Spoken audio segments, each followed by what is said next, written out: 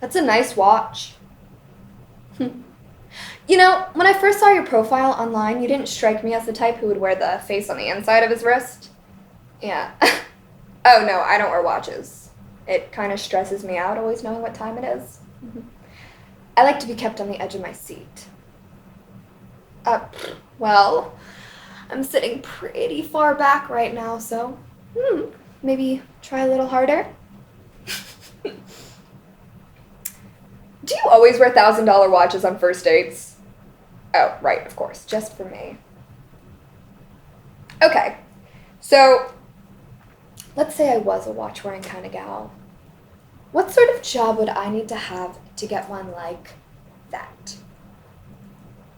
Oh, no shit! My sister just finished law school. Yeah, Northwestern. I'll be sure to let her know. I'm sure she would really appreciate some tutoring. Yeah, law isn't easy. I'm a model. Right, of course, you could tell from Hinge. No, like, on Instagram. Yeah. Well, it certainly pays my bills. And it is a lot more fun than sitting around an office all day, I will tell you that. So, okay, different brands, they, like, send me their clothes and then pay me to post photos in them. Wouldn't you like to know? How much do you make as a lawyer? It's a little more, yeah. You really want to know? Okay. Well then, it's about $5K for a story, $10K for a post, and $20K for a sponsorship. Yeah, I've had the account since before I moved here. Well, I didn't have to pay for law school, so. Oh, is it that time already? You're the one with the watch. Yeah, we're together. Should I take care of this?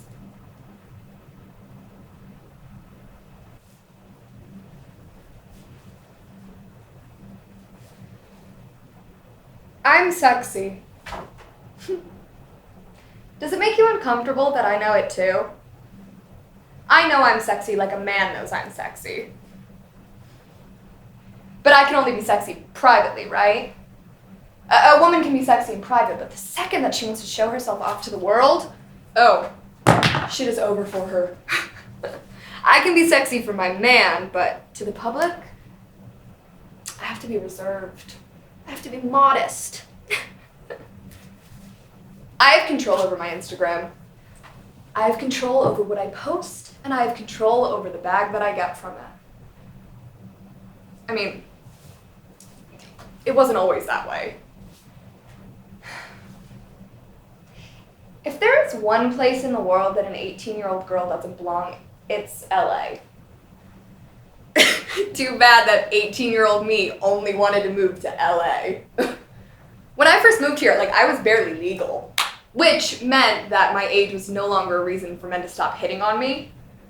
It also meant that I could have my first lingerie photo shoot. The photographer was like all of the others. 30-something hipster, nicotine addiction, too much eye contact. I smiled and I laughed at his jokes. I winked, fluffed him up so that he wouldn't be a prick. He paid me for the photos afterwards, but after that, they were his. I had heard about this happening to other girls, but I never thought that it would happen to me. I mean, those other girls were famous models, like millionaires.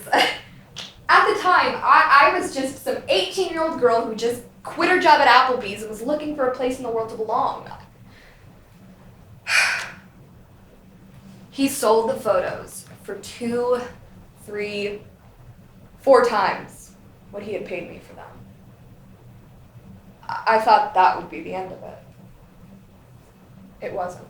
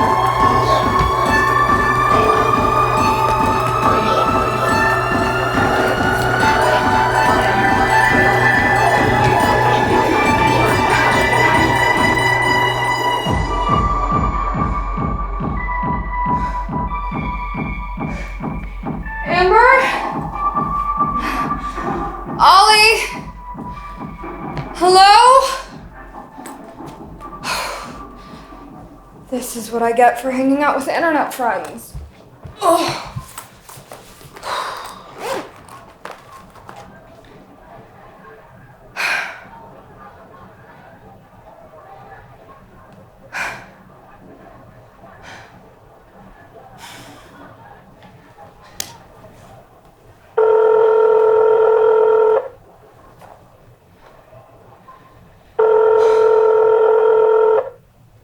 The mailbox belonging to Almioran is now full.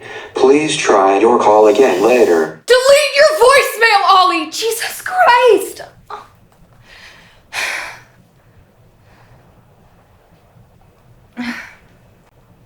I've got these men on a string. I mean, one selfie and suddenly they are begging for me in my DMs.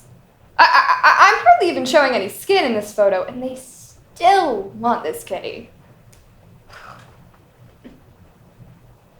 So what if I do like to get fucked? I mean, sex is fun. And as long as I'm not hurting anybody in the process, why shouldn't I fuck who I want, right? Men are the easy ones. You dangle a pair of tits in their face and they will come crawling to you. I have the power here. Or at least I did. That's when I got the DMs. The bad ones. Outside, pouring rain, after a rave, hundreds of DMs flooding my inbox.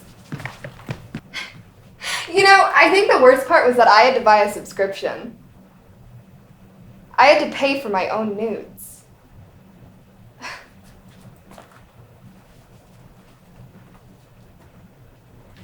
He made an OnlyFans off of the photos that he took of me when I was 18. How he did it, I don't know. Hacker, maybe? Hired some IT guy from the Valley to help him do it? Nothing is ever right anymore, by the way. It shouldn't be, at least. It's dialectics, baby. Oh, are you surprised by my diction? I may not have gone to law school, but I do know how to read a dictionary. Calm down. Everything in life is organized according to function. Organically organized. I post my photos. You like them. You make your assumptions about me, but I still get my bag. It's all good. But what happens when those organic functions are challenged? What happens when the way that we organize things cannot help but contradict one another? I mean, a woman cannot be smart and sexy. Can she? Okay, well, if she can, she had better be insecure. You know, all women should be insecure. Because if a woman like me knew my worth, oh my God, shit would be over for all of you. So, the first thing I did was call my manager. Then I called that lawyer that I went on the shitty date with. Yeah. I had consented to him selling the photos, but I had not consented to him, like, pretending to be me. Like, posing as me. What he did was illegal. But he still did it.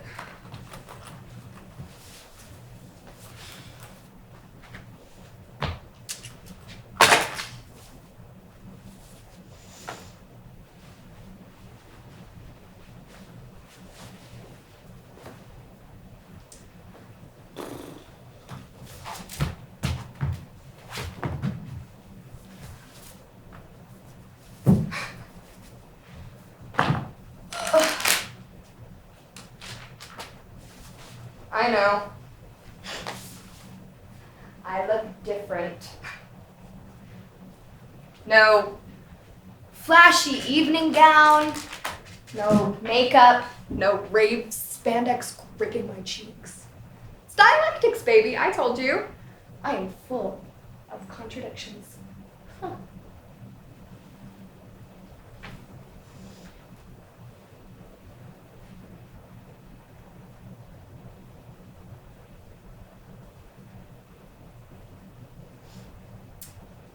I posted my first scandalous photo when I was 16.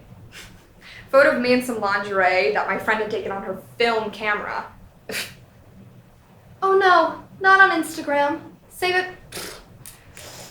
Save it for the unique and personal, not for the masses, is what my aunt had commented. My back was to the camera in the photo. All you could see was my bra strap and my thong string. And I had texted my friends before I posted it. I asked them if it was too scandalous for Instagram. They said no, of course. They're not idiots. They asked me where I'd gotten the lingerie. They told me I looked good. So I posted it. Instant notifications.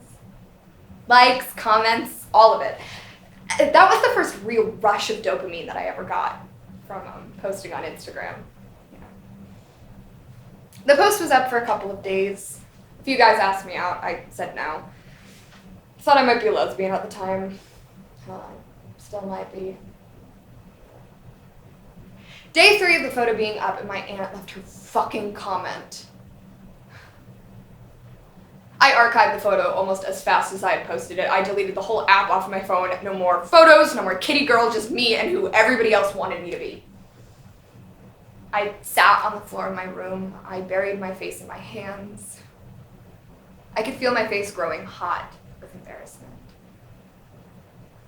I must have looked like such a slut to anybody who wasn't bold enough to comment like my aunt had done.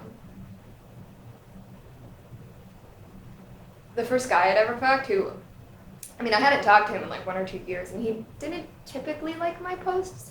He had liked it. He only ever wanted me for my body anyway. Did I post that photo so that men on my page would see it and find me attractive? Did I post it because I felt good? Did I post it because I wanted to contribute to a world in which a scandalous photo like mine wouldn't be given a second thought? Did I post it because I wanted to celebrate the female form? None of these questions had answers. Maybe all of these rationalizations were true, maybe none of them were. Was my post self-empowering, or did it contribute to my own exploitation? Why did a photo of me in a little lace thong have to contribute to that? I mean, I certainly didn't intend for it to, but apparently, whether or not my aunt deemed it appropriate lent itself to the sexualization of my body. Sexualization that I did not consent to. Or, I don't know, what was the fact that I posted it my consent? Why did a photo of me in lingerie have to be inherently sexual?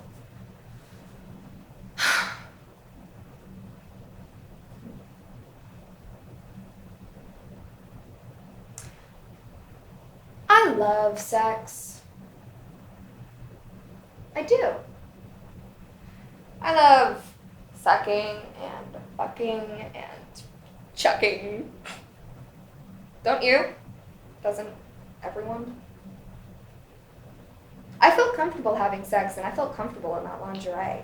And I felt comfortable enough to post that photo on my Instagram.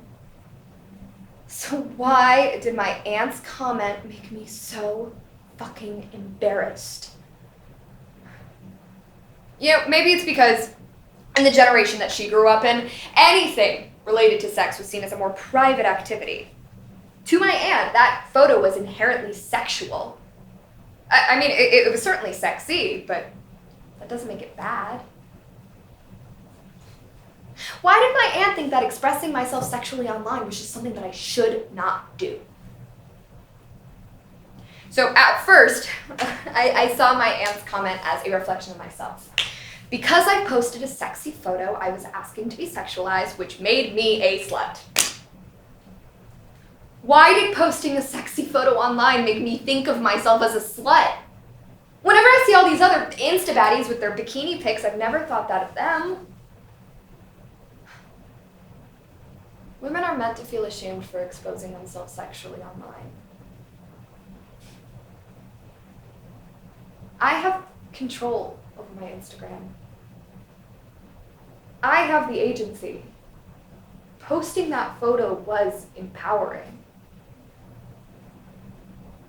That's why it hurt so much when the photographer, took those photos of me, of my body, and used them for his own financial gain. I had consented to him selling the photos, but I had never consented to him re-uploading them for the masses on OnlyFans. Nearly naked photos of me paired with captions that I did not write. I was a young model when I took those photos. He made the OnlyFans after I had 2.5 million followers. Would he have done it when I had 5K? 10K? If I want to make an OnlyFans, I'll do it on my own time. But I am not going to let somebody else profit off the product that is my body. We took his ass to court. We sued that motherfucker for 2 times the amount that he had made off the photos. And we won.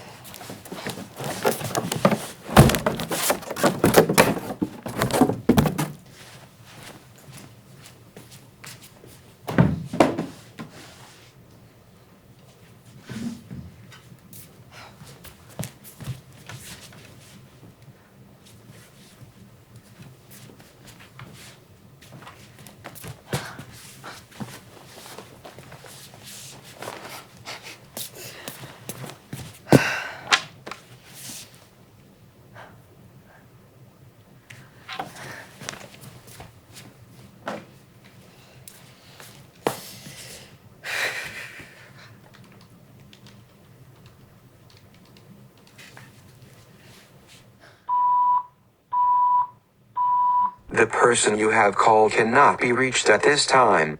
Please leave a message after the beep. Nance! I'm so glad you didn't pick up. That must mean business is doing well, huh? Or you're busy with something. Your husband, maybe? Yeah. Well, I wouldn't want to catch you when you're busy. Your message has been erased. Nance!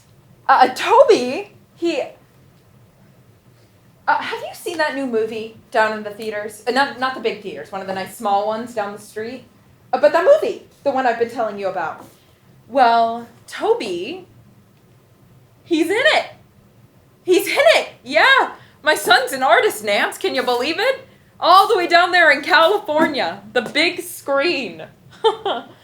And one of Toby's Hollywood friends, I don't know any of their names, but one of them called me and said, Toby's doing real good. Mrs. Baker. They're calling me Mrs. Baker now. I mean, I've always been Mrs. Baker here, but now Toby Baker is printed on the big screen. Oh, and Toby met a nice girl down there, too. Real pretty, I hear. She must be some big artist like Toby, too. Maybe she's the one filming the movies with him. I don't know her name. But she must come from a good family. Toby's friend said she's from the Dakotas, just a few hours away from here. North or south. I don't know. North, south, west, east. It's only a drive away.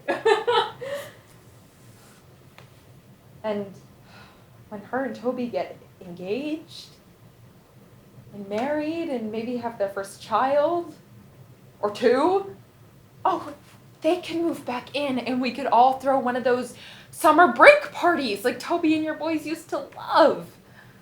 And now with our grandkids. Now that's something to live for, huh?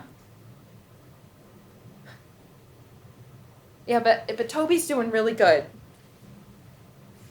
He's just like his father. They all need to become great men and leave someday.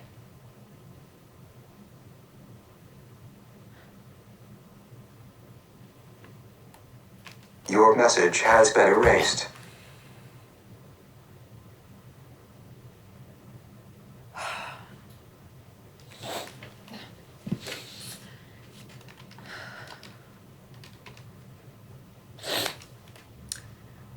Nance! How are Sam and Caleb doing? And the family business? I hope your boys are doing well. Toby? He just wrote this new jingle for a movie.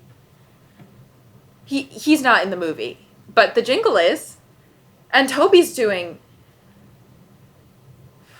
Well, the movie's doing really well. I'm sure Toby's doing really well, too. It goes like this. The jingle, you might have heard it from the movie or somewhere. Da-na-na-na, da-na-na-na-na, da-na. Music to your ears, huh? He's only 24, Nance. By the time he's 30, he'll be holding the camera and telling the actors what to do, huh? Everyone will ask, hey, aren't you Toby Baker's ma? And I'll be like, why, I sure am. Raised them all by myself. Just imagine when they're 30, huh? And where they'll be. Anyway, I thought it was about time we all get together again and have one of those summer parties like we used to. Toby should be coming back home to visit soon.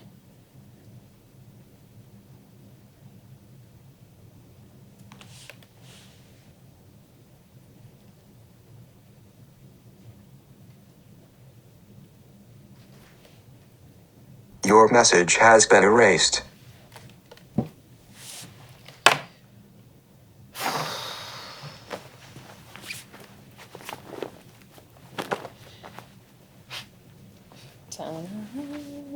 Donna.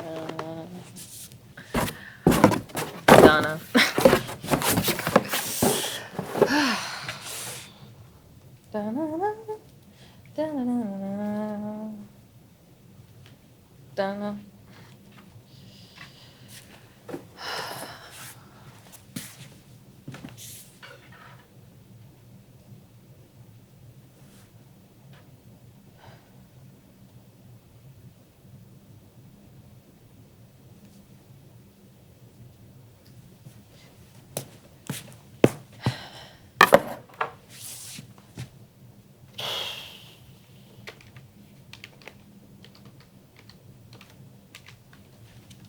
The person you have called cannot be reached at this time.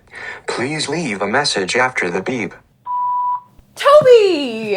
It's your ma. Oh, I told you to set up your voicemail. People need to know when they're calling Toby Baker. I know you're busy, Toby, but I was calling Nancy and talking to her, telling her all about you. I said, my son's an artist, Nance, can you believe it? She didn't believe it.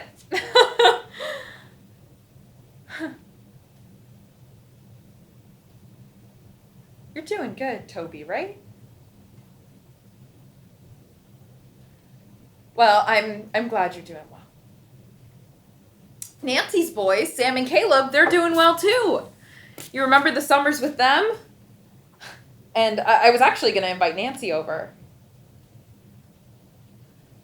Well, actually, I already invited her over. Yeah, and I told her you'd be coming back home to visit us. How's that sound, Toby, huh? You don't want to let down Sam and Caleb. And Nancy? Oh, she has such a good heart in her. And, Toby, when are you coming home to visit your ma? Come on, Toby. I'm your ma. You can be honest with me. You can tell me anything.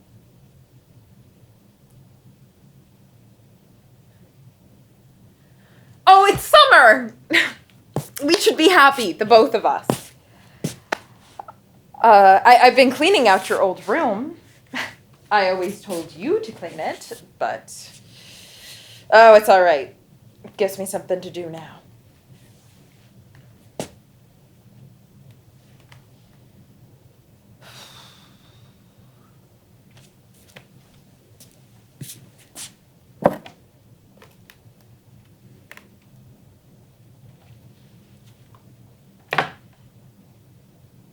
He'll come back home to visit. And, you know, even if he doesn't,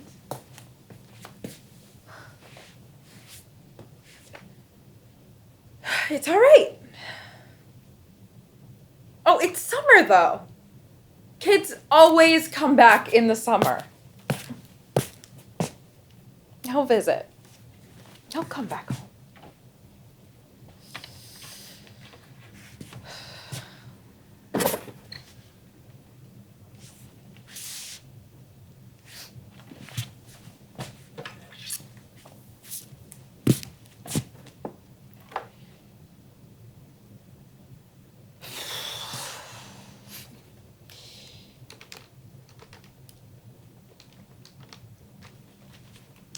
Please leave your message after the tone.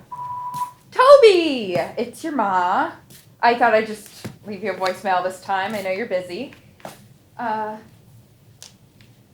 just wanted to let you know that you're doing good. Toby, your mom's proud of you. And I'm doing well too. I saw your name at the very end of that movie in the theater down the street. Toby Baker. Why'd they put in such small letters, huh? I could barely read it. They could have at least let you star in a role. I was hoping to see your face. I heard your jingle. I made it so that now, when you call me, my phone will make that sound.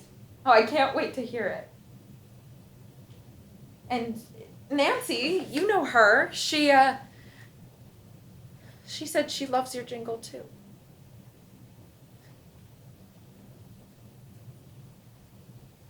Oh, Toby. Tell your mom, what made you move all the way down to California, huh? They have wildfires every day, and earthquakes, and wish you'd tell me things. Toby? I want to know what new and exciting things are going on in your life. Like that lucky girl of yours from the Dakotas. She doesn't live very far away from us. You know, I've been saving money, Toby. I don't need much for myself. I can rent a nice apartment nearby for both of you to move into this summer. Or any time. That's enough, right? Just to have someone there who loves you. You always need a backup plan, Toby, just in case things don't go as planned.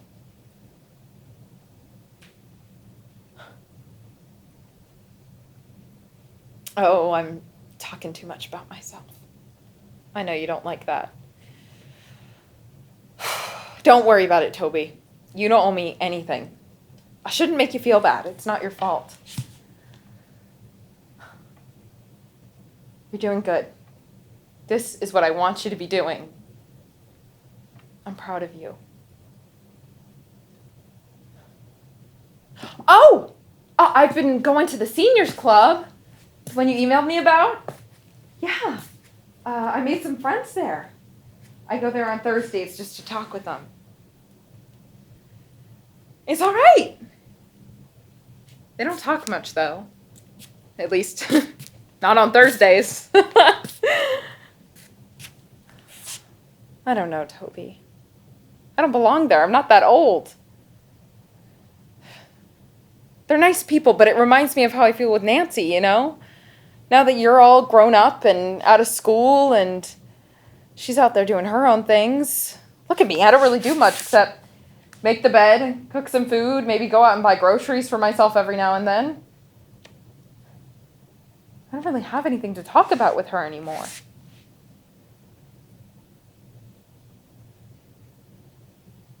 I'm scared to talk to her.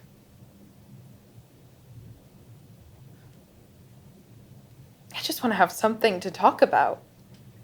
You know, something to show when they ask, how was your week? And I can say something other than just, it was good, you know?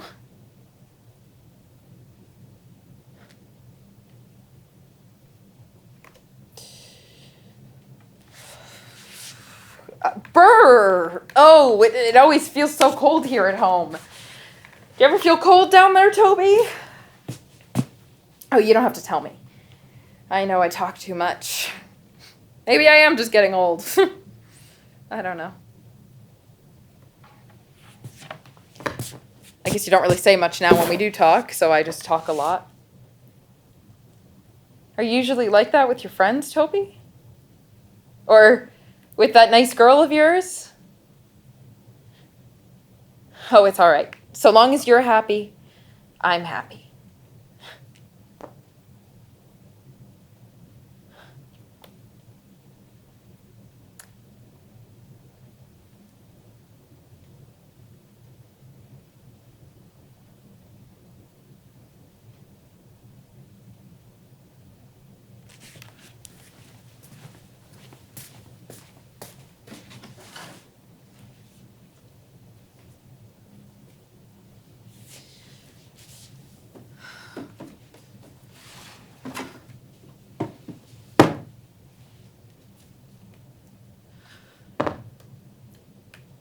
Don't worry about visiting this weekend, Toby. I know you're busy doing great things out there. How about you just call me back? Sometime in the evening when I'm having dinner, just so, you know, I can hear your voice and have someone to talk to. Or, how about after work? Anytime. I can make time for you.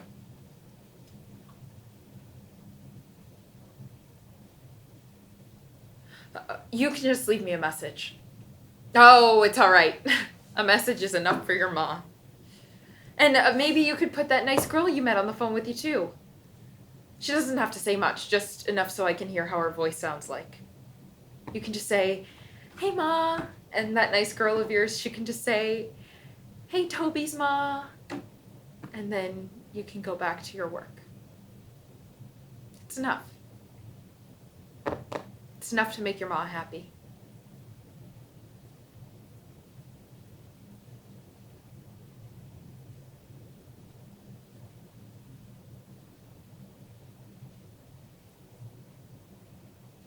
I'm alone. Toby. I'm alone.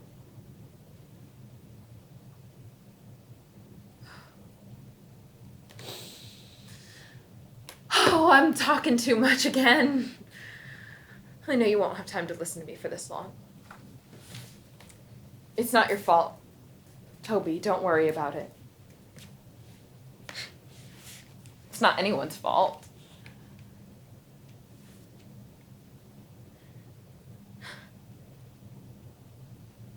Your message has been erased. You're just all grown up. Your message has been erased. I'm old. Your message has been erased. I'm useless. Your message has been erased.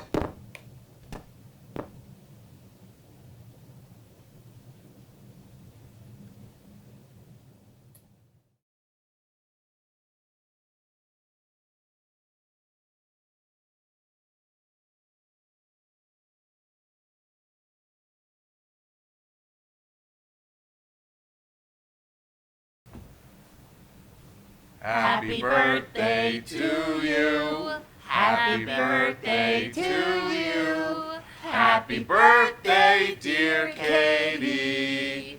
Happy birthday to you. Yay! All right, everyone. All right.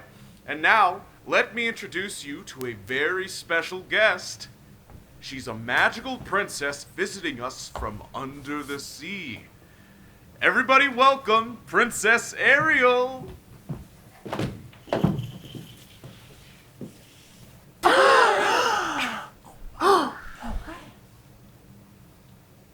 Hey, you're not Ariel. You're Elsa. Actually, you can call me Ice Queen. No, you're Elsa. I really like to be called Ice Queen when I'm meeting new friends, if that's all right. Okay, Elsa, Ice Queen, whatever. We ordered the Little Mermaid for my daughter's pool party. Honey, don't spoil the magic. Yeah, I'm sorry, everyone. I know you were expecting my friend Sea Princess, but unfortunately, she and her husband got caught up dealing with an ocean issue. An oil spill.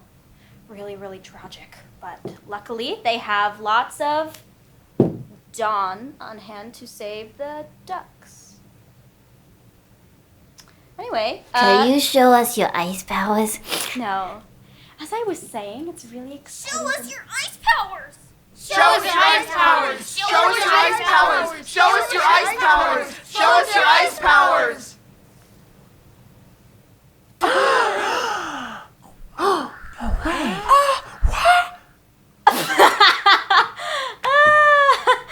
Yeah, no, I can't use my powers outside of Arendelle. Aww. No, but if I'd had my powers, I would have turned your swimming pool into an ice skating rink. But I can't. And your parents are probably really glad about that. Anyway, I think it's time for me to read you a story. Give the adults a little time to relax and, yep, you're heading for the drinks. Okay, great. All right, it's just you and me, kiddos. Let's have some fun. How about, to go with the theme, I read you a story of my friend, the Sea Princess. The Little Mermaid. Yay! Yes! Hey, where's your sister? Back in Arendelle, taking care of the kingdom. But why isn't she here with you? Because Katie's parents didn't pay for her. Now let me read you this story, I swear to God. Okay, the Little Mermaid. Ah! Once upon a time, oh, let me open it up. Once upon a time, there was a little mermaid named Ariel. She was a princess and should have been happy with her life the way things were, but she yearned for something more. Does anybody know what it means to yearn? I do. It means to go. No, that's to yawn. To yearn Like for means you to to really, use your really ice want something you powers? can't have. Kind of Like for you to use your ice powers? Sure, like that. Now, Ariel had a cave full of human stuff. She sees a prince and falls in love. Her dad finds out and gets mad. Grr. Then Ariel goes to the sea witch who gives her legs in exchange for her voice. But she only has 3 days to make the prince fall in love with her. So she gets legs and goes to the prince. Ursula tries to mess it up by tricking the prince. The prince almost marries Ursula. Ooh, but the animal friends stop it. Then Ursula gets giant and gets stabbed. Grr. There's something about fatherly forgiveness and acceptance. And Ariel gets her legs and her man. The end. What a great story, right? That wasn't the real story. Do it again. Tell the real story. Tell the real story. Tell the real Okay. story. Okay, Tell be the quiet. real story. Please be quiet! Thank you. So, you all want the real story? Are you sure about that? Okay, you asked for it. Once upon a time, there was a little mermaid who lived under the sea in a beautiful palace with her family. They were happy, and the little mermaid wasn't concerned with anything to do with the human world, really at all. That was until her older mer-sisters were allowed to swim to the surface and look at the world above. When they returned, they would tell stories of things the little mermaid had never heard of before. Stars in the night sky, forests dotting the horizon, and ships. Ships sailing above their underwater palace bearing humans. This is what the little mermaid saw when she was allowed to break the water's surface. A great ship in the midst of a grand celebration. And on that ship, she spotted a young man with eyes that shone blue like the sea where she was born. And looking at him, she felt something completely unfamiliar, but kind of exciting. And then, just like in the movie, when a storm breaks out and the prince looks as if he's about to drown, the little mermaid decides to break every rule her family had ever taught her and saves his life. Guiding his body to shore, feeling him as flesh and blood in her hands, she realizes that the unknowable thing that she's been searching for her whole life could be right in front of her. And her mind's made up. She goes to visit the sea witch, makes the deal. Her voice for a pair of legs and a chance of marrying the prince. And this is where the story takes a dark turn. Because what our first version of the story leaves out is exactly what it means to walk on borrowed legs. The sea witch explains it before the mermaid signs on the dotted line. But every step the little mermaid takes will feel like a knife is going through her fate. Imagine that! Sharp, stabbing, slashing, painful feelings every time you take a step. This scares the little mermaid. Quite a lot, actually. But she still decides to go through with it. Now, does anyone know why? Because she loves the prince? Nah, the prince is just an excuse, a rationale. What she's really after in the story is a mortal soul. Mermaids don't typically have those, you see. They live 200 years and die, becoming nothing but sea foam.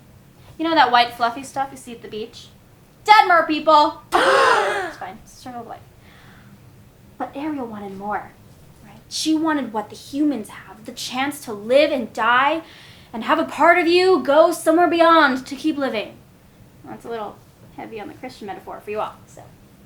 But she goes up to shore, and it's the same as the movie for a while, except that it's a much longer amount of time that the prince keeps her as a sort of mute pet/companion. He even tells her things, like he thinks he could love her if only she could speak.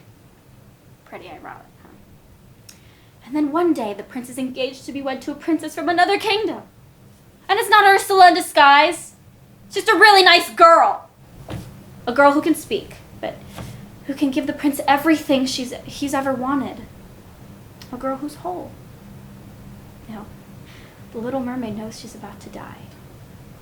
She dances one last time for the prince to show her devotion, knives stabbing through the legs she will soon lose. And then the prince is wed.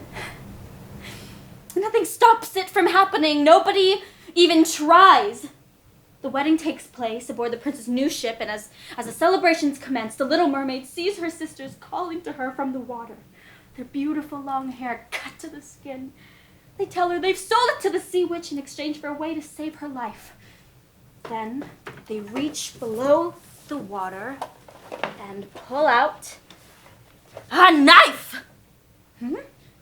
Take this and kill the prince, they tell her. When his blood runs down your legs, your tail will be restored and you can come home. Home! The little mermaid takes the knife from her mer sisters and sneaks into the prince's chambers where he lies asleep with his new bride. She stands above them, holding the knife, preparing herself to bring it down into the prince's beating heart. She lifts it above her head! But she can't do it. She drops the knife and runs out to the edge of the ship, ready to hurl herself into the sea, ready to become nothing but sea foam, ready to never feel again.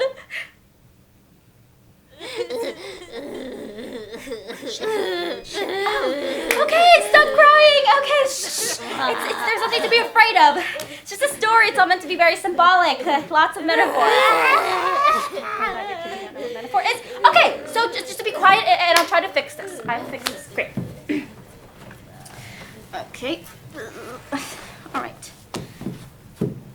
Let's see. What could have been upsetting? Well, I know the scariest part for me was how she loses her voice. You know, when I was your age, I was watching the movie with my mom. Back in Arendelle, before she died. Anyway, I asked her, what is that glowing thing that Ursula takes out of Ariel's throat and puts in her shell? It's really probably just meant to be a magical representation of her voice being lost. But that's not what my mom said. My mom went scientific. She said, that's Ariel's voice box. Does anybody know what a voice box is? I didn't either. So my mom pointed to a spot on my throat. Here, you all find yours. You'll feel a small bump. Yeah. Here. She said, this is your voice box and you have to protect it because it's the home of the vocal cords that allow you to speak and sing and do everything else you can do with your voice. You don't ever want to lose that. Well, for months after that conversation, I walked around my house singing, ah, you know the song, holding the little spot on my throat, protecting my voice box. And at night, I'd crawl into bed and dream that the sea witch was in my room, reaching out for me, reaching down my throat and ripping out my voice box. I watched as she held it in her hands. A bloody tangle of vocal cord and bone. It was probably not bone, but I didn't know science yet. And in my dreams, I would try to scream, and there was nothing but pain and a rush of air traveling through my throat. I couldn't make a sound. I imagined that's what the Little Mermaid felt, and it was terrifying. Oh, and that's not even to mention the fact that the Little Mermaid feels like her feet are getting stabbed by literal knives every time she takes a step. I know I keep saying that, but like, God, that's horrible. Elsa, if it hurt Ariel so bad, it was so scary, why did she do it? It's a good question. Well, you understand that it wasn't just for the prince. He was definitely a part of the decision-making process, but not the entire cause. You get that? All right, Katie, I see you. Well, I think Ariel did everything because she had to grow up. All princesses do. And growing up in a fairy tale means that you either find love or die trying. Disney usually sticks to the former. But I think seeing that, it must have had some sort of effect on kids, young girls especially. If you all grow up watching movies and being told that finding true love is the beginning and end of your story, of course, you'll run toward the first chance of it that comes your way. And when you do, you'll be forced to grow up and you'll realize that the world you're actually living in, it isn't a Disney fairy tale. It's the Grimm brothers, Hans Christian Andersen, dark as all hell, where the only use for fairy tale ideals is to teach young children lessons on how to be good people and how not to get murdered by strangers. Kids don't hear those versions of the fairy tales anymore, right? Had any of you heard that story of the Little Mermaid before today? I didn't think so. So you were just gonna be thrown out there completely unprepared. Hey, but what about you? Me? Yeah, Elsa doesn't have a prince. Elsa doesn't have anyone. That's right. I don't end up with someone, not with anyone now, because that's not what my story is about. The character is also kind of a huge course correction by Disney, and they really struggle to define what an independent female character even is, but you don't have to worry about that. Anyways, I am technically a queen. Princesses are the ones who actually have to grow up. But why does anyone grow up? Well, it's just what grown-ups tell you you're supposed to do. But most grown-ups, most parents, will try to make sure you do it as slowly as possible. And that usually comes with them hiding things. Small things usually, but sometimes things that should be important. Like the true endings of fairy tales and the darker, more painful things in life. And kids aren't stupid, right? You're not stupid. You're gonna notice things and you'll start to ask questions. You know, ask them your questions and get some answers. And it's the things that grown-ups won't tell you yet that will burn in the back of your mind until you decide to seek out those answers on your own. And that's exactly what happens in The Little Mermaid. Ariel makes a choice for herself and she loses everything. And her story really is one of realizing this mistake that she's made, but choosing to not go back.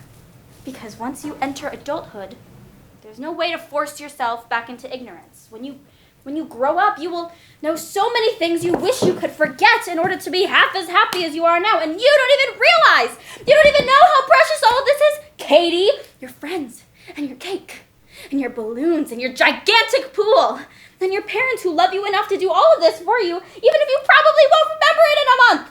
It's all so beautiful, and there are people who would kill to have any of it again, but they can't. Why did the Little Mermaid do it? Katie! She doesn't know anymore. If I could go back and tell her to let the stupid prince drown and save herself, maybe I would!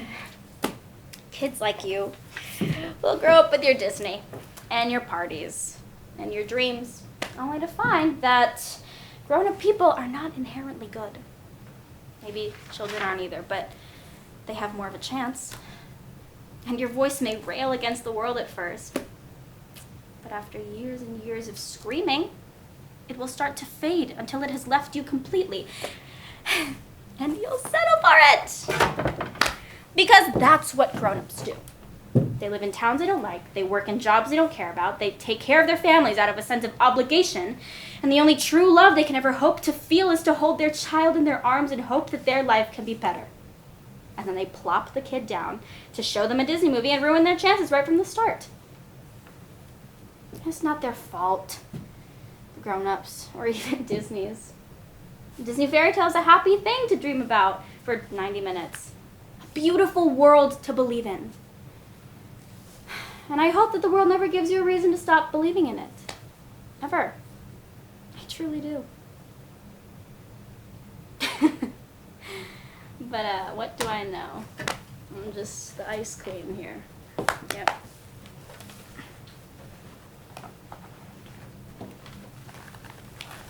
Oh, lighter, lighter, lighter. Shit.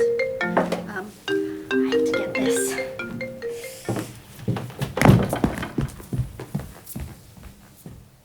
baby, what's wrong?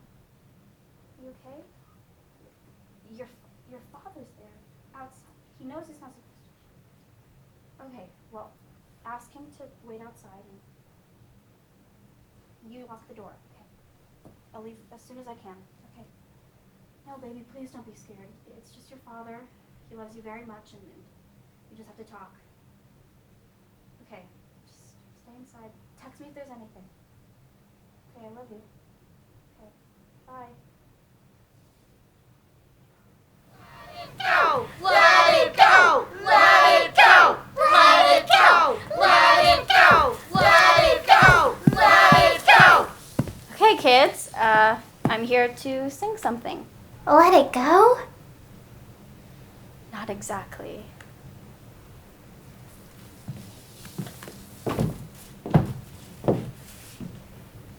Little girl under the sea. Don't look, don't peek at what's above. It's a world unfamiliar, but you have to stay. You have to stay just where you are. You're better off under the sea.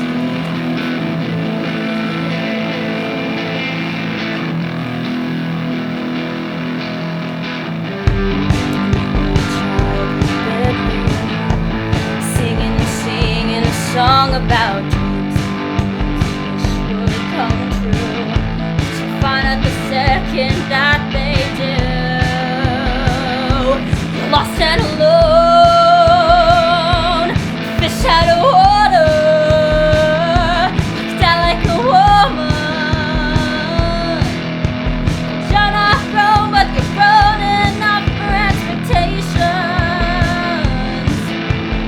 Living with what you've done in the name of love. Little girl,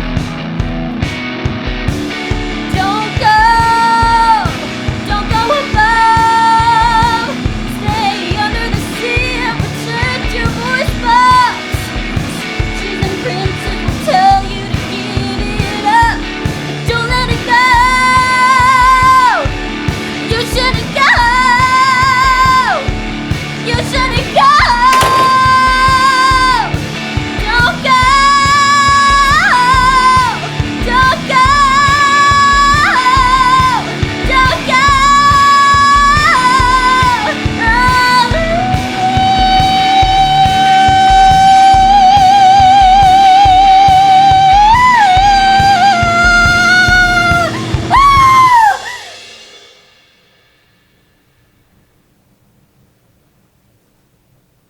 Ariel? Elsa? What happens to Ariel at the end of the real story? You didn't finish it. Oh. Well, she doesn't die.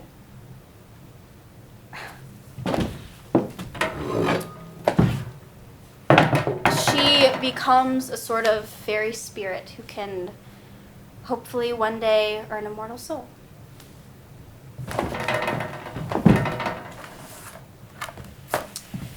And that's where they leave it. Her story. She's lost everything. But she still has hope.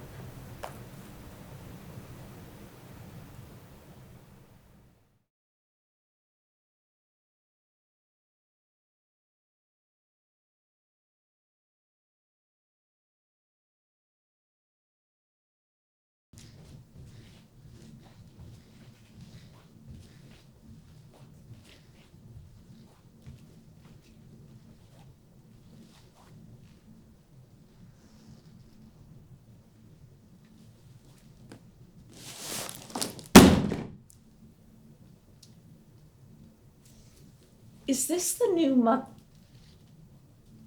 Me? Oh, no. I'm not here for... No, I just wanted to, I have some stuff. Like old stuff, kids' things, stuffed animals, trinkets and shit. Sorry, that I just wanted to donate. So...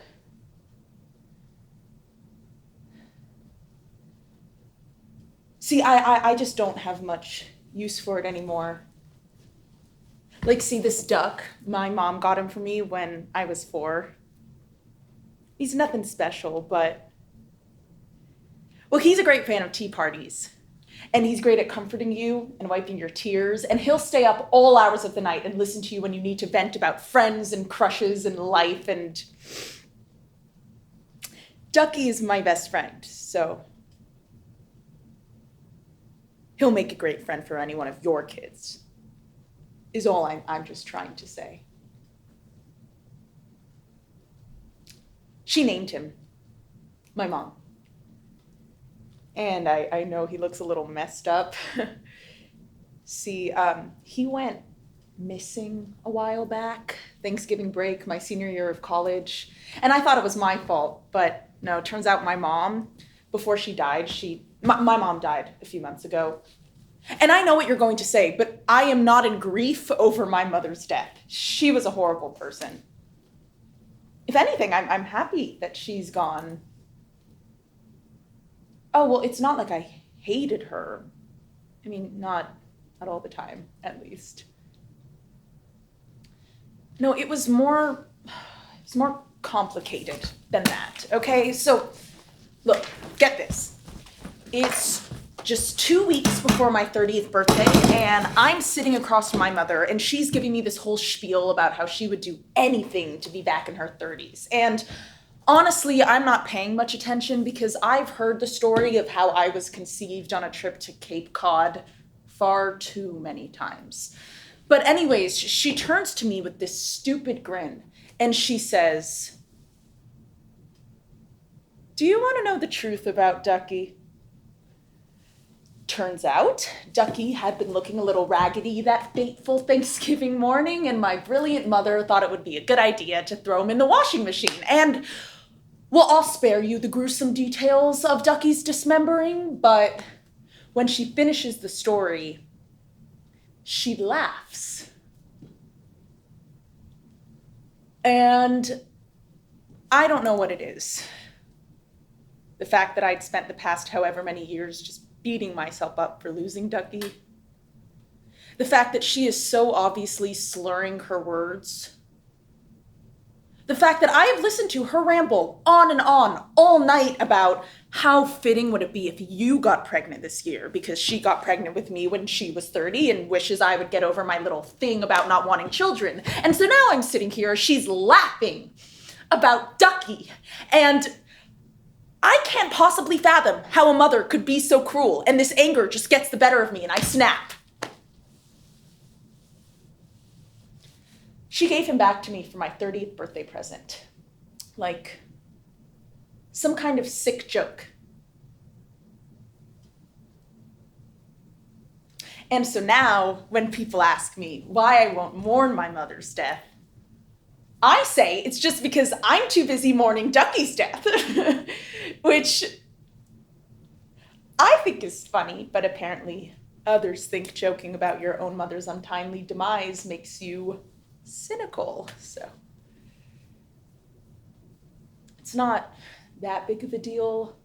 It was a big deal at the time, okay? Mom, have you seen Ducky? I got home the night before, and I fell asleep right before I unpacked, so I knew for a fact that I'd left him sitting at the top of my bag. Did you move him, Mom? How many times have I asked you not to touch my stuff? I have it all exactly where I need it to be. She had a long history of moving my things around against my will. Oh, no. You have been home for less than 24 hours. I am not playing this game. This mess you made, I want it cleaned up. I just wanted her to help me look. You're really going to sit here crying over a stuffed animal? Grow up. I didn't touch the damn duck.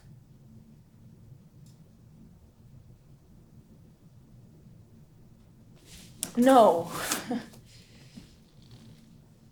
My mother dying did not make me cynical. My mother.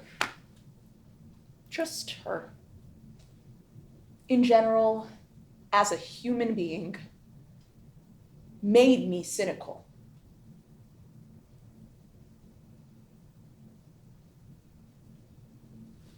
But that's not why I'm here. I am here because I don't want kids. You see, I don't want kids. I never will. So I just thought maybe your babies might enjoy this stuff more. Okay, well, that's not entirely true because when I was younger, I used to say that I wanted 14 kids. But, well, then I got older and I realized I just wasn't cut out for it. I mean, just because my body is capable of bearing children, that doesn't mean that it should, right? For example, just because I have hands and could use them to be a surgeon, that doesn't mean that I should. Because you're not taking into account the fact that I could make a really shitty surgeon. And when I present that argument, people agree with me. Look, I get it, okay? We live in a society in which people equate women and their fundamental purpose in existence to motherhood, which is flawed from the get-go, because not all women have a uterus.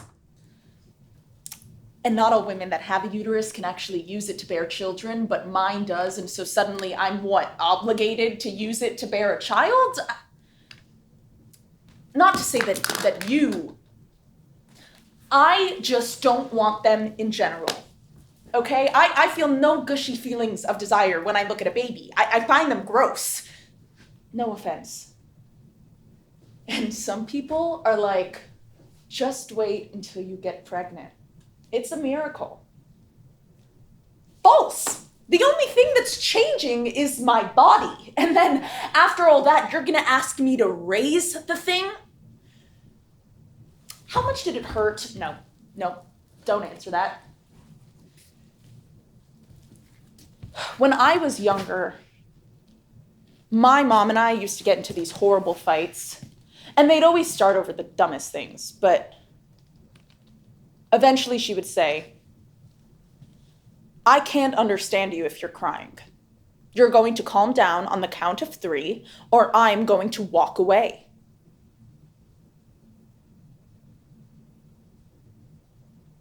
And then I would just start shrieking. Like this guttural release of everything inside of me. By the time I left for college, the walls of my childhood bedroom were littered with so many dents and even one gaping hole from the time my mother's fist went straight through the drywall. I broke a finger one time, pounding against the floor. I found it comforting.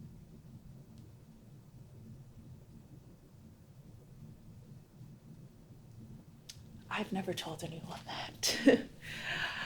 I know better than to go around saying it. I mean, normal people just don't get that.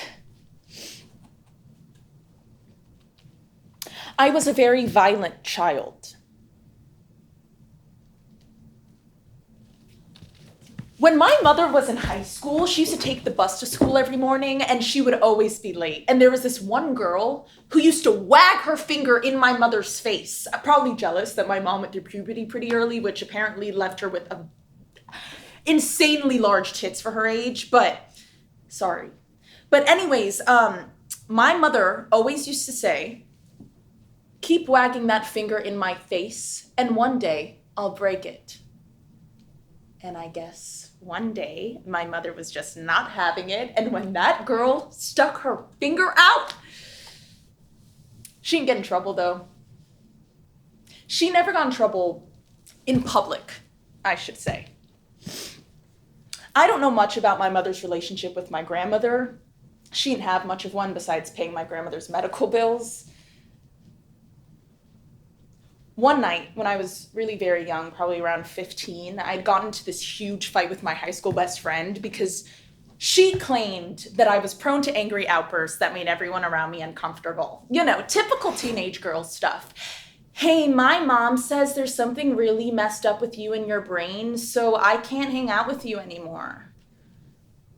Anyways, I come home from this party crying, and to my surprise, my mother is in bed doing the same thing. And so I just sit with her for a little bit. Just me, her, and Ducky, all snuggled up.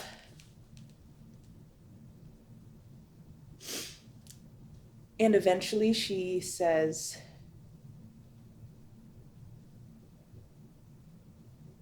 "You're the best thing in my life.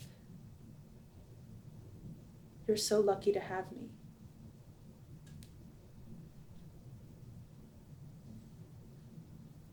And then she tells me that earlier that night, my grandmother had said on the phone that she wishes that she had aborted my mother. because it would have solved all of her problems. And I'm only 15. And I have no clue what any of that means yet. But I sit with her because maybe in helping her, I'm starting to feel a bit better. And so I go through the motions of telling her that I love her. And she says, I love you more. She always said that. I love you more. We had days when I was younger. On the even days, I got to love her more. And on the odd days, she got to love me more. Or was it the other way around? I don't really remember. My mom knew the whole time that my grandfather was cheating on my grandmother. They were really close, him and my mom. And the night that my grandmother found out, my mom came home off the bus and found my grandmother smashing his collection of antique nesting dolls, just throwing them right at her. She's a pretty nasty scar on her leg from where one of the pieces hit her. And I don't think my grandmother ever forgave my mother for keeping my grandfather's secrets. Bitch. Sorry. My mother never told me why my dad left us. I do remember him calling her insufferable on the way out, though. And my mom fell into a state of depression for a time being that was then followed by years in which she was always partying out late into the night. She would tuck me in, and then she would go out with her friends and usually return back home around 3 a.m. with some man that was far too young to be with a woman that had an 8-year-old daughter sleeping in the next room. Alix was my favorite. The senior at NYU. We had this game that we would play together. We called it Sack of Potatoes. I would just crawl into this tiny ball inside a blanket, and he would just swing it around the living room. It was admittedly dangerous, sure. But I missed it when he was gone. I tracked him down in college. It wasn't hard. He's married now to some actress. She's apparently pretty famous or whatever. And they have 2 kids now, and they look happy. I was dying to reach out. I wanted to ask him if they ever play Sack of Potatoes. But I never did, though. I moved home after college. And I dipped my toes in the pool, too. It's fun, because when you're drunk like that, when you get to that perfect state of blissful ignorance where nothing matters anymore, I don't know, I guess I felt like I was experiencing life. No, but the weirdest part was returning to my childhood bed each night. The one where my mom used to tuck me in and read bedtime stories to me. And she used to kiss me and Ducky on the forehead to wish us goodnight. And then I'm thinking about my mother and all she made for herself while still maintaining one of the most intricate social networks that I have ever encountered. And then I'm thinking about all the things that I could do with my life, and I'm asking myself, should I pack up in a van and drive around learning to, I don't fucking know, connect with myself and the world and write? But I know that I can't do that because that's insane. I'm an adult. No matter how much fun it would be to fuck off and experience the world, you have to make a life. You have to play by society's rules. And then I'm thinking about my mother and how disappointed she was with what life had to offer her.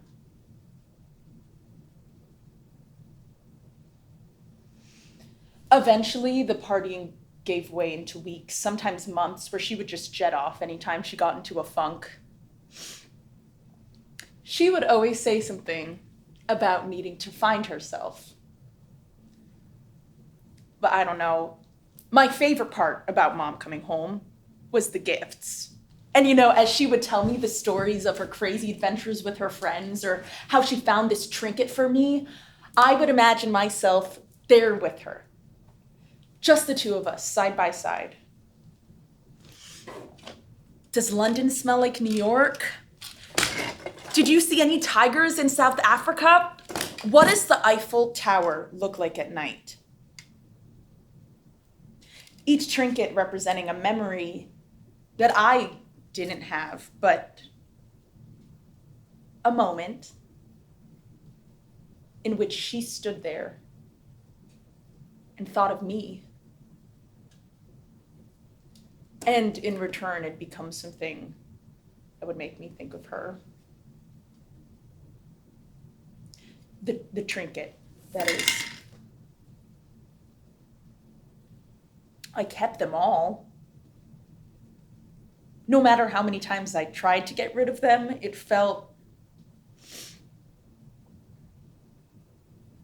I don't know, wrong.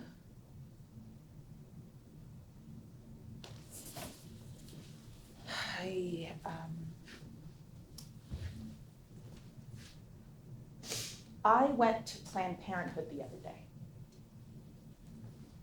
And of course, there were a bunch of loonies outside fighting for the rights of a literal fetus. An embryo. Just a nucleus of cells and blood and tissue. And oh, my mother was very concerned about my apathy towards abortion and how I could calmly look her in the eyes and tell her with full honesty that if I ever got pregnant, I would abort it in a heartbeat. And she would always say, when the time comes, you won't be able to do it. It is against a woman's biological nature to not want to bring a child into this world.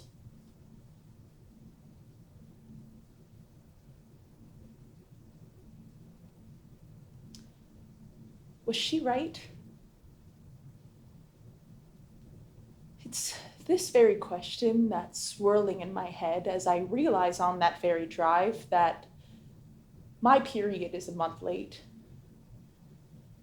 And it's this very question that sends me into a frenzy at home when I find my still unopened 30th birthday present while looking for a leftover pregnancy test. And as I wait for the results, my curiosity just gets the better of me. And lo and behold, Ducky. And suddenly, I'm tearing apart the apartment, just purging myself of everything that has even the slightest trace of my mother in it. Because if I hate her so much, why am I constantly trying to fill that gaping hole that she left in the center of my stomach with clutter and trinkets and shit? I mean, that's all it is, right? It's just garbage. And it's that very question that comes into my head when the pregnancy test comes back positive.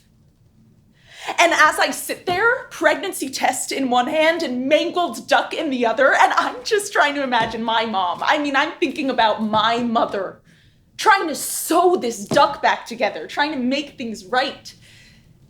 And I think about that birthday.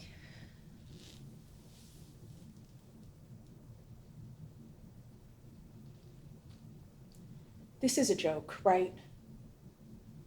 I asked you not to come. Do you check your texts? I didn't think you were serious. And now this really gets me. And this is when I just start to lose it and just start laughing at this. Because in what world is I need time away from you not serious? And all that rage that I have worked so hard to tap down, all that anger that I have, it just comes flowing out. And that's when she goes to put her arm around me and I fucking lose it. Don't touch me. Don't lay a finger on me. I fucking hate you. Can you listen to me? Just hear me. Just for once. This is not about you. For once, it is not about you. We are not the same. You are a terrible, horrible person. You are the worst person I know. And you don't get to come in here and act like you. Don't you get it? Some people are unfit to be a mother. You are unfit to be a mother. I wish you weren't my mother. I can't have this baby. I can't. No, I can't have this baby. You can't convince me otherwise. You can't, okay? This is where it ends, okay? This has to be where it ends. Because I'm doing what they couldn't do, right? I don't fucking want kids!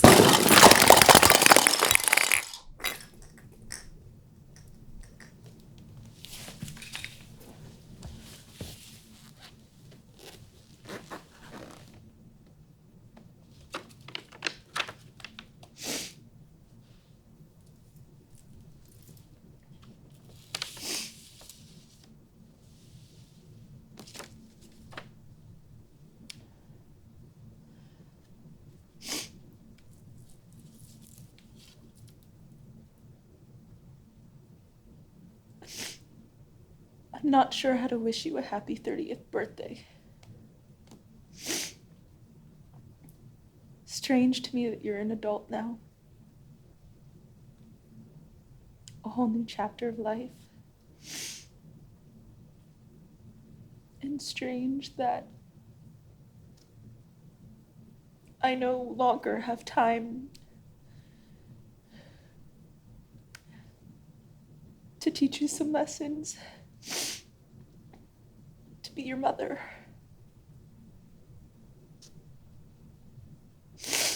I'm sorry that I never told you the truth about Ducky.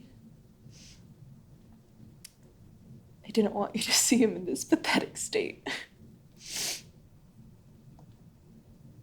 I can never get it right, can I?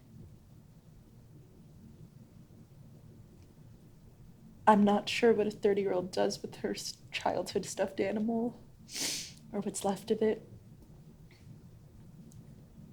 Keep it for yourself. Give it to the cat.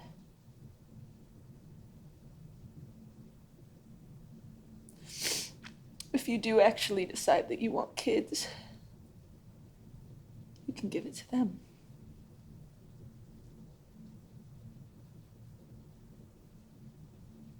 I love you more.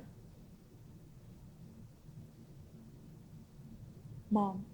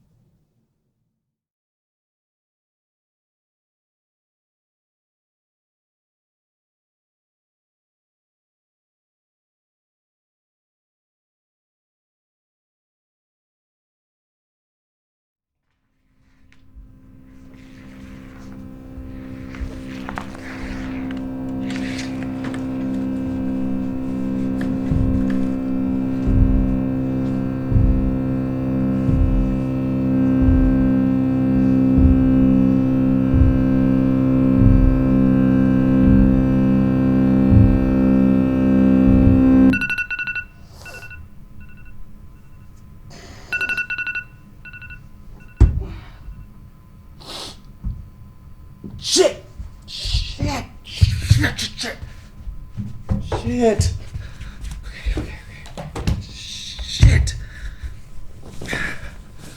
Oh, no.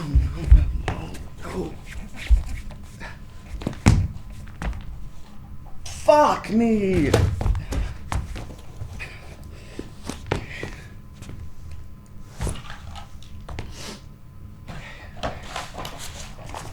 Come on.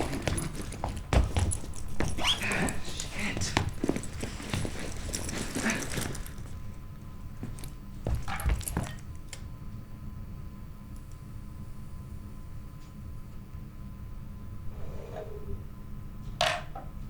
Stop.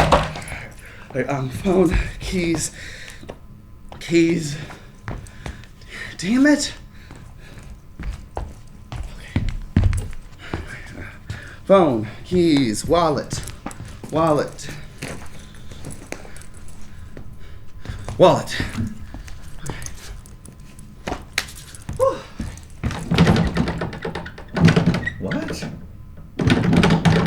Hey, if this is a prank, cut it out. I have class. Hey, Austin! Are you out there? My door is stuck. Okay. Fuck! Calm down. Calm down. Who's the RA on duty? 202 555 0191.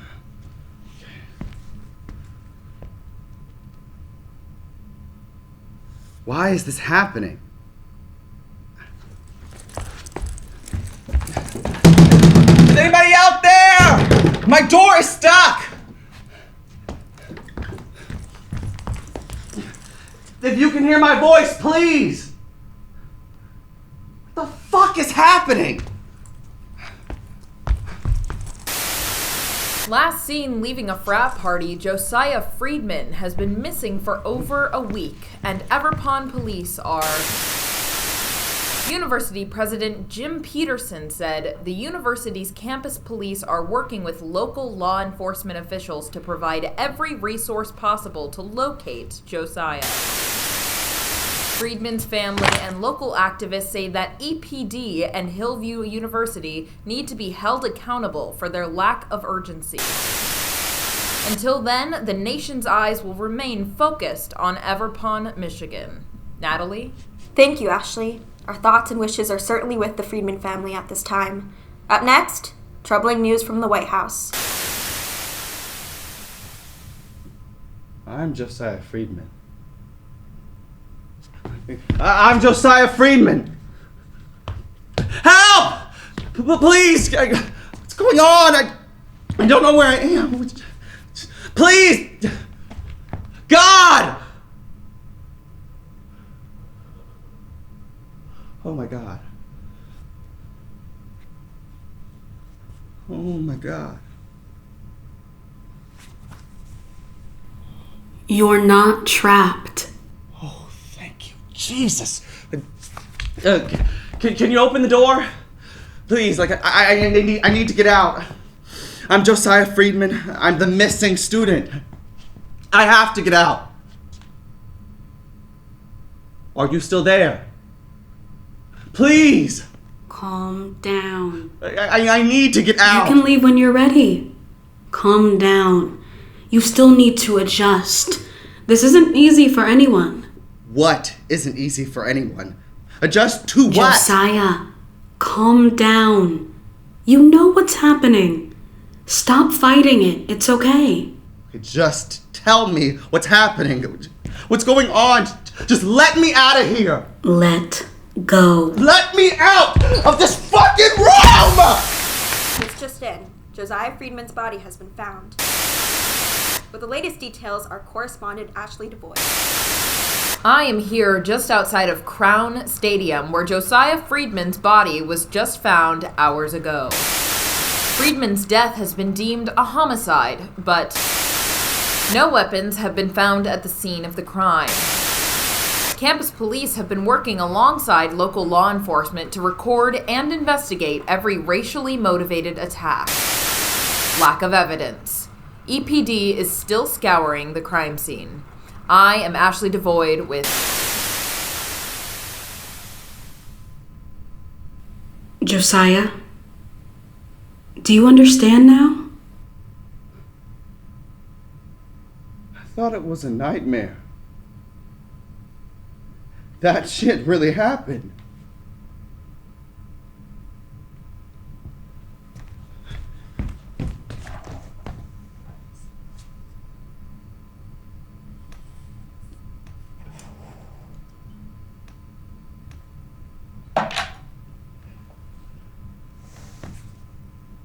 So are you God or something? Like, is this a purgatory? Because I'm not Catholic. So who are you? I'm here to help you cross the threshold. Okay. But like, are you God though? You're just not gonna answer me? Some things will be easier for you to understand once you cross the threshold. You can't even tell me where I am?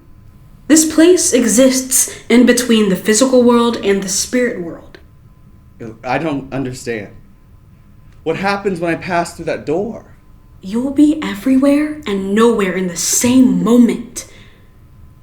If you choose not to cross the threshold, you'll exist in isolation until you completely fade from existence. It's not. But it can become a very hellish experience if you choose to stay. Some souls don't even get a door. With no love to tether them, only resentment in their hearts. They sit here in torture until they vanish. Wait, but my door's locked. Once you let go of whatever's bonding you to the physical world, you'll be able to cross the threshold. How? What do you remember? From when I... Yes. Fuck.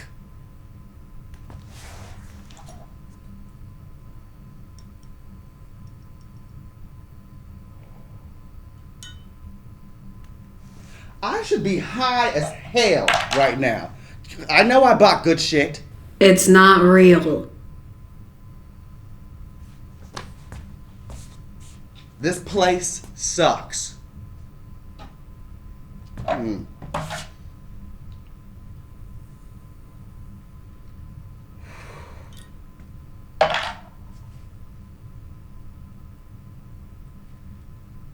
you ever experienced your worst fear? It is the worst feeling I have ever experienced. The thing is like, I'm not even scared of that shit anymore. Well, I guess I don't have to be. My grandma was at Emmett Till's funeral. She used to tell me and my cousins her civil rights stories, war stories. Now that shit was scary. You know, people getting drowned in rivers, hung from trees, mutilated for nothing. You know, niggas getting their balls chopped off just for looking at a white woman. It kept us up at night. By the age of 10, my worst fears were the Klan and the police. You know, that's not all my grandmother's fault. You know, the shit that really fucked me up was the shit that I saw in the news. You know, my grandmother's stories repeated in the news every day. It's as if Dracula came to life, you know, went on a rampage, and instead of people being like, oh shit, Dracula's out here killing niggas left and right, you know, grab this garlic, grab the steaks. They're like, well, there's been another bloodbath on 22nd and Martin Luther King Drive. How sad. Thoughts and prayers. What do you remember about the day you died? My mom FaceTimed me after the game. She was like, oh my God, Joe, we won. I think we have a chance this season. And I couldn't care less about football. So I was like, yeah, Ma, crazy, right? Well, I gotta go meet my friends. Talk to you later. Love you. Bye. And so I leave the stadium and I meet up with Steph and Lily. And these bitches are like, let's get blackout tonight. And I'm like, okay, bitch, let's. Wait. Maybe I shouldn't be cussing if you're like God or whatever. Do you mind? Okay, cool. So I was like, bitch, I got the fireball in my bag. And so we're walking down Greek Road, and Steph is blackout. Lily is pretty tipsy. No, I'm fine because I can handle my liquor. That sounds like alcoholism. Don't do that. It doesn't count if you're in college.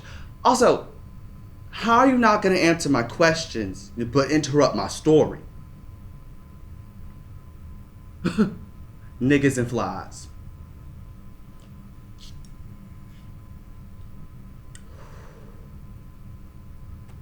My grandma used to say that whenever we were being irritating. You know, niggas and flies I do despise. The more I see niggas, the more I like flies. Wait, where was I at? Oh, the frats. Oh, Sigma Chi. So, Steph is blackout. Like, belligerent. And Lily is pretty drunk too. And the dorms are like a 20-minute walk away from the frats, and so Steph and Lily get an Uber. I do not have Uber money, so I walk back to Curnow. And I call my friend Garrett because it's dark, and the path back is creepy.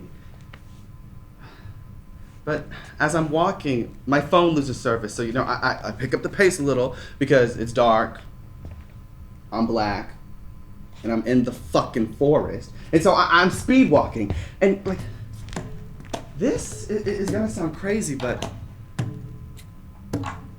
it felt like I traveled back in time. It must have been all the trees or whatever, but it felt like I was on some old slave trail, Harriet Tubman type shit. And all I could think about were my grandmother's stories and the fact that this Emmett Till, Ahmaud Arbery shit is still happening.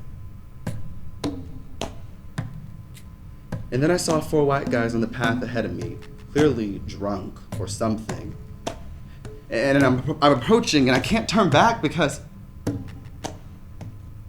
Well, I guess I should have turned back. But I was literally already halfway down the path, and so I'm approaching, and my heart feels like it's dropped to the bottom of my stomach, and I'm like, what the fuck do I do? What the fuck do I do? And then I get an idea. And so I pull my phone out, and I bring it to my ear like I'm on the phone with someone, and I'm like, no, Mom, I don't know when I'm coming home for Thanksgiving yet. And at this point, I'm literally right next to them. And they're just like sitting on a bench, smoking cigs, drinking beers, and being loud as shit. And I'm like, hey, oh my God, it's working. Like, they're ignoring me. And then one of them goes, white power, motherfucker! And I freeze. Did this bitch really just... I should have run right then. I just stood there, angry. And in my head, I'm like, nigga, go. Like, this isn't safe. And when I decided to walk away, one of them goes, were you gonna say something, nigger? Were you gonna say something, nigger? So, I grew up in the suburbs, so I've only been called nigger with a hard R once before in my life. It was in middle school in gym class during the pull unit. This kid, Chase, looks at me and says, niggers can't swim. And so I jumped in, swam over to him, and I beat his ass. I got suspended. But this guy said, were you gonna say something, nigger?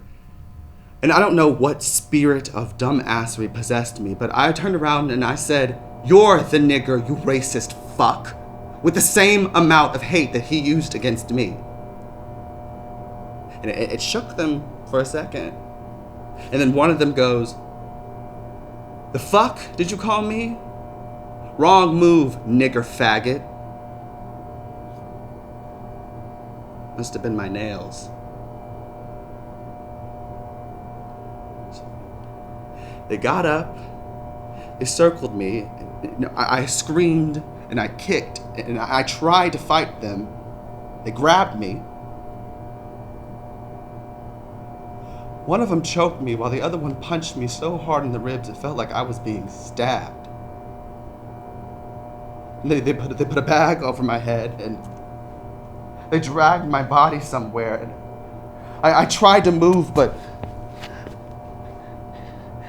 they said, he's still struggling. Knock his ass out. And something hard hit me in the back of my neck and a rock, maybe. And I tried to move, but whoever hit me in the back of my neck must have fucked me up really good.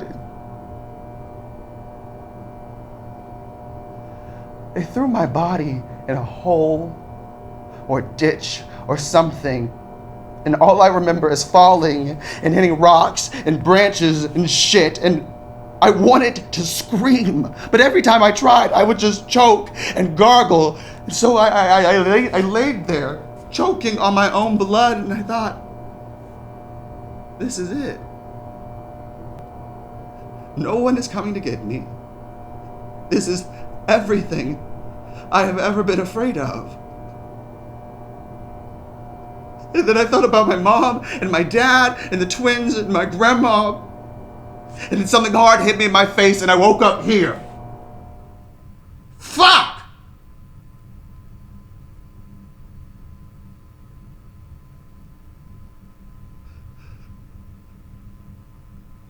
I died.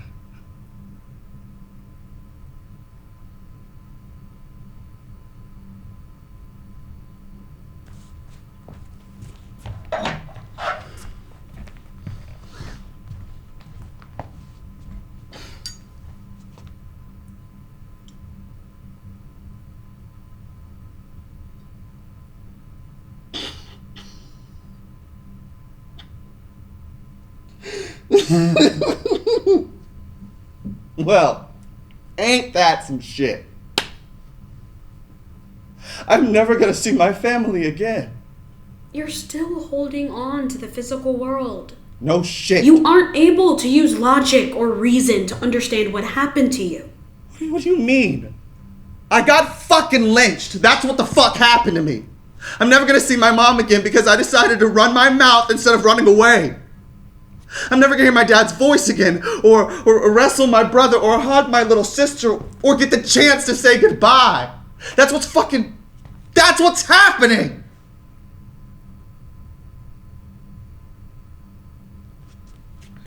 Wait, what is this?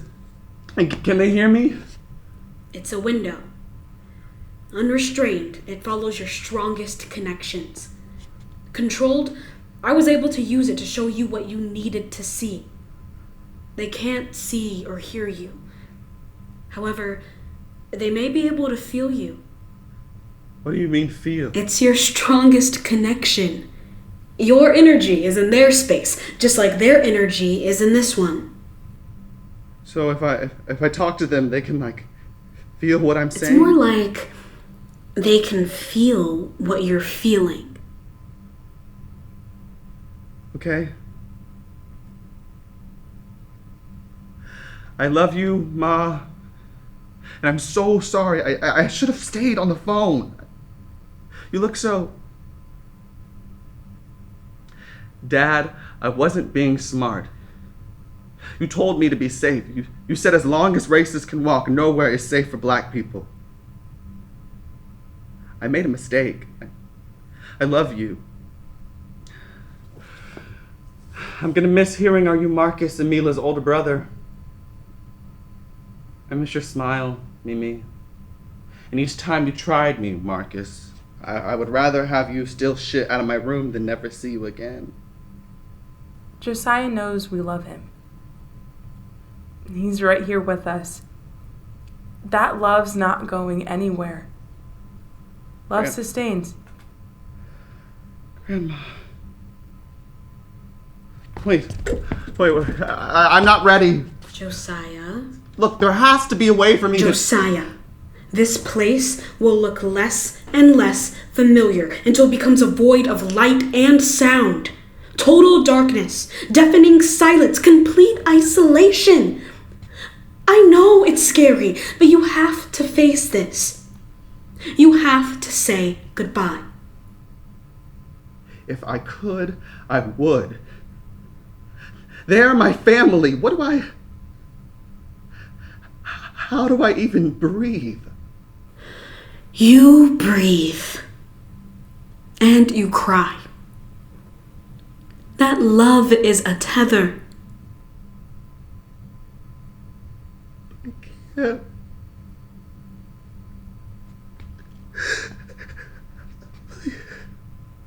Josiah? Please let me go back. There is no going back. Please!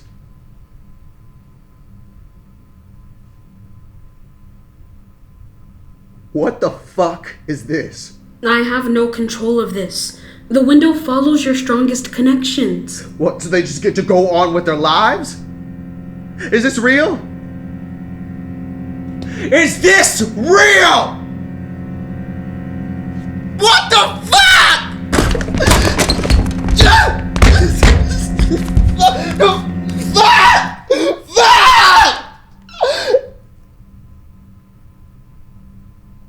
What what happened to you was terrible, but you shouldn't sit in this. You can move on.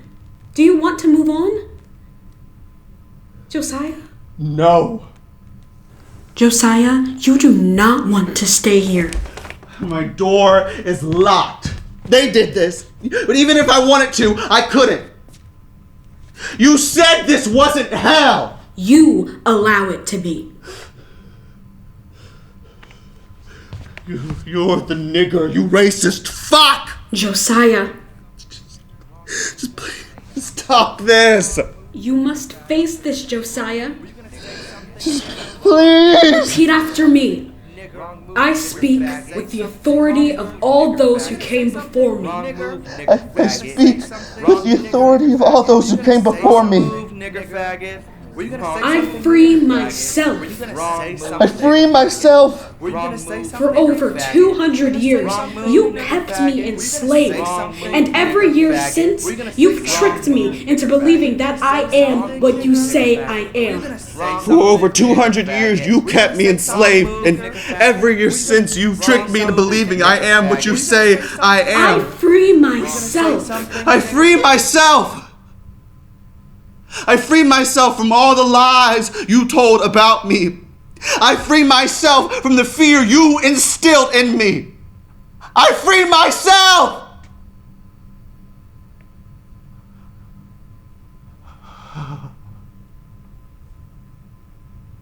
I am free.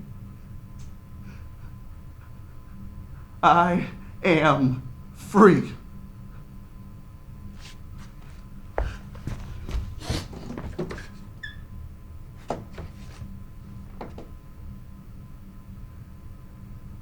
Love sustains, right?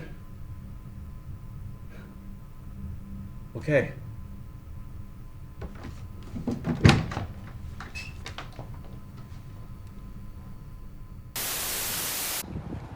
They wanted to erase you, but not my grandson. Outside of Friedman's funeral, where a massive amount of people are gathered, we are told that Reverend Al Sharpton will be leading a... We love you, Josiah. We will march through Everpond and Chicago and Detroit and New York. The president mentioning a national coalition for dismantling racism, first examining early childhood education.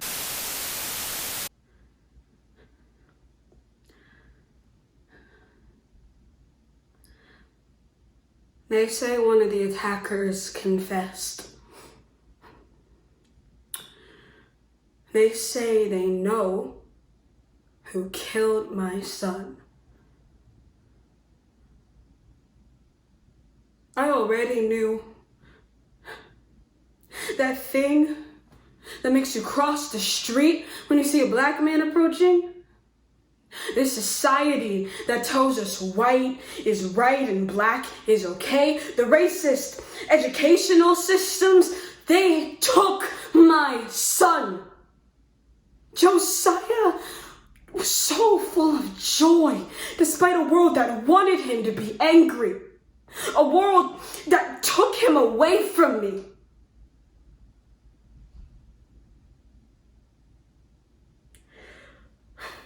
Thank you